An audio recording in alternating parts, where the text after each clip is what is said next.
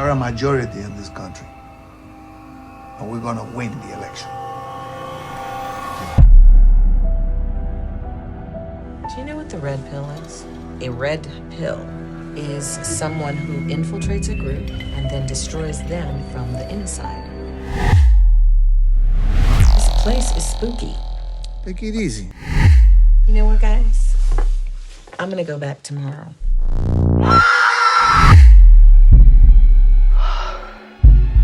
I think we should call the sheriff's office.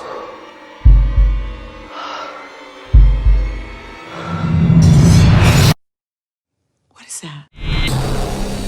What do we do, Amelia? We die. But we take some of them with us. I'm so excited to get you back in the studio, Tonya, because it's been a while, and the last production I know that you were involved in was the Truth and Reconciliation of Women, a project which I had the great honor of seeing, and with the hopes that you would bring it back. Yes, I would love to bring them back. I know you now have your hands full with this new project, which we wanted to announce on television, the film Red Pill, that you are going to be presenting in the fall. Yes, so, I literally went straight out of that production at the Tank into the movie Red Pill, which I wrote, produced, directed, and acted in. And along with Ruben Blades, Luba Mason, Kathy Irby, Catherine Curtin, Adeshala Osakalumi, Colby Minifie, and Jake O'Flaherty. Yes, so we finished shooting last fall, and we hope to have it out this fall.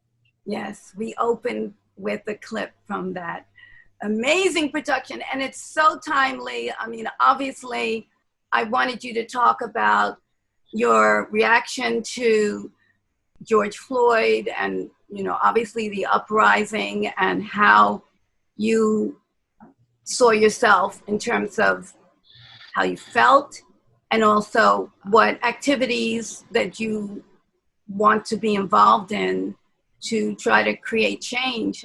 I know this movie will definitely be at the core of it, but have you had the time, given that you've been so involved with this production specifically, to be involved with the protests? I applaud people who protest. I think it's a very powerful form of activism. This movie for me is the horror genre, which I love. The dystopian horror thriller genre allows you to talk about things that people don't really want to talk about, that are really going on. So it's very much the way I see America, because I think we are living in a horror story right now. You're not allowed to piss in the street. You're not allowed to defecate in the street. Those are bodily fluids. Why can't we just make it a federal law? You cannot go around breathing and your saliva can't be in the streets. It's possible. But in stoking this idea of white supremacy, white people feel that they should have the right to do what they want, when they want, where they want. And it's like, yeah, you get the right to die too. And unfortunately, they're taking other people down with them. And, right, you know, of them like, oh, it's just black people who are dying. Well, you know, there's a certain point in every disease where it runs through it's going to run through the black people. There's a whole lot more white people. So it may kill a lot of us right now, just like it started killing the old people, and then it ran through the old people, and then it moved on to some other people. There's a whole lot more white people in this country than there are black people, and it is coming to them. It all works for 45. You know, the more chaos the country is in, the better able he is to cancel the elections or claim he has to stay in office. Chaos, he loves chaos. He lives for chaos. Well, talking about Trump and living for chaos. I never said that person's name. I did. I'll let you off the hook. But in terms of voting and the importance of voting, is that something that you definitely wanted to communicate, and how it's at risk? For people to vote, you know, if I were to say, what is it I feel? I don't see the current occupant of the White House leaving. That is what I foresee. Well, what then do you see doing And there are different Everybody's got to ways. get out and vote. Everybody's got to get out and Oh. vote and protest and do all of those things. Okay.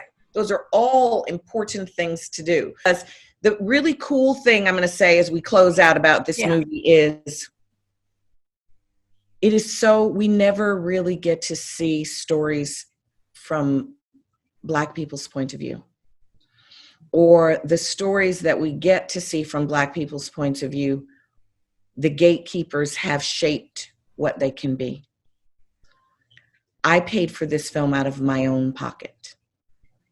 I kept telling people, don't be asking us how this is getting done. Like the divine is working, because it shouldn't even be possible what we're doing. But I always feel that when you take one step towards God, all the forces of the universe come in to support you. And that's what has happened for us with this movie.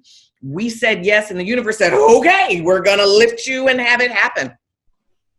Thank you so much, Tony, award-winning actress, Tonya Pinkins. We love her. And the pandemic is real. Wear a mask, wear some gloves, stay safe. Absolutely. Thank you again. Thank you. Bye-bye. Until next time. Until next time. I'll let you know when this is up so you can let them know to tune in, to watch. All right. We got a lot of good stuff, talk about content right here on Inside New York. Got to tune in, and you got to check out our YouTube channel for extended interviews, because 28 minutes just won't do.